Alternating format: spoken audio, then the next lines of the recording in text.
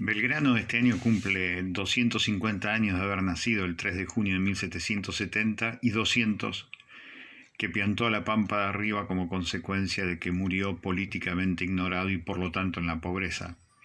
Ni siquiera tenía para pagarle a su médico de cabecera y por eso le tuvo que dar una incrustación de oro que tenía en su dentadura. Tal vez el final de Belgrano explique su fenomenal pasión por la Argentina, un país que ni siquiera se mencionaba de esa manera. Belgrano, cuando tenía 20 años, era el presidente del Colegio de Abogados y Ciencias Económicas de Salamanca, ese lugar que hasta el día de la fecha hay mucha gente que todavía dice que lo que Natura no da, Salamanca no presta, porque era algo así como la síntesis de la sabiduría de Occidente. Y eso es porque Belgrano había sido el segundo promedio de la Universidad de Valladolid en 500 años de su creación. Era la mente más notable que había tenido el siglo XVIII y parte del siglo XIX en lengua española. Y cuando llega aquí, al todavía virreinato del Río de la Plata, lo declaran, con 24 años, secretario vitalicio del consulado, algo así como que un muchacho de 24 años, hasta el momento de su muerte, iba a empezar a ganar nada menos que 150 a 200 mil pesos mensuales.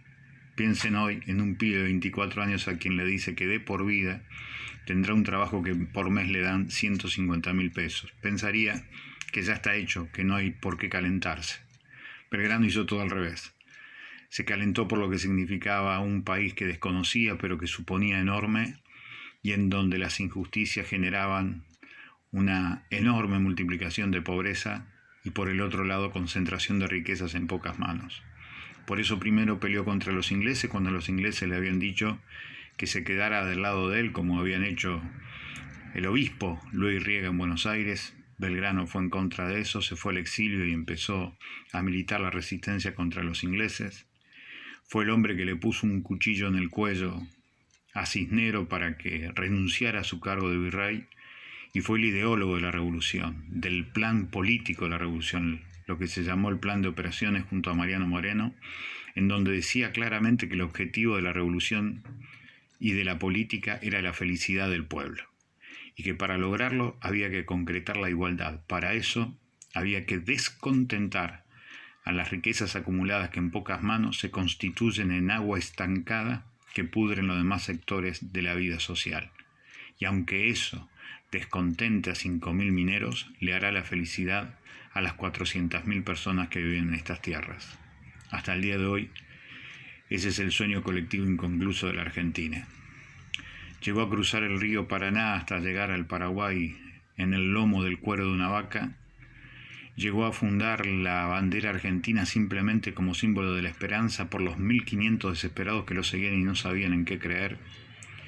Y fue el hombre que cuando ganó la batalla de Tucumán, los hacendados tucumanos le dijeron en 1812 que era el padre de la patria, y él lo que dijo fue que los verdaderos padres de la patria eran los soldados que lo seguían y ni siquiera sabían leer ni escribir, pero habían dado la sangre por aquella palabra maravillosa que era la palabra revolución.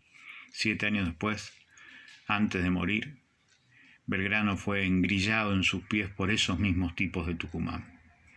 Se muere el 20 de junio de 1820 en la pobreza porque había declarado que todas las personas eran iguales, y junto a su amigo Martín Miguel de Güemes había declarado el fuero gaucho, una especie de documento de identidad en donde todas eran personas. También los esclavos eran personas libres y tenían derecho a tener propiedad, trabajo y dignidad.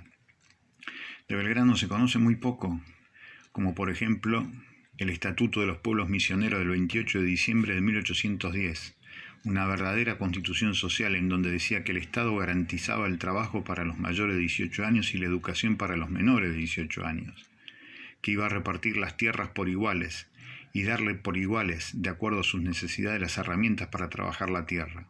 Y en el punto 30 de ese estatuto, que hoy se desconoce en la Argentina, decía que había que cuidar los árboles para que las generaciones futuras tuvieran un buen lugar para vivir.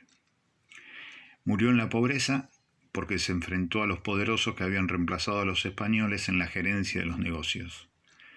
Entonces no podían permitir que un revolucionario en serio como Belgrano hiciera flamear la bandera de la igualdad en la vida cotidiana de los argentinos. Por eso un 20 de junio de 1820, dentro de poco se van a cumplir 200 años, Manuel Belgrano se murió no por enarbolar un pedazo de paño celeste y blanco, sino por intentar embanderar a la Argentina en su vida cotidiana de la noble igualdad, esa que hoy pierde por goleada, por la misma goleada que perdió Belgrano y murió en la pobreza 200 años atrás.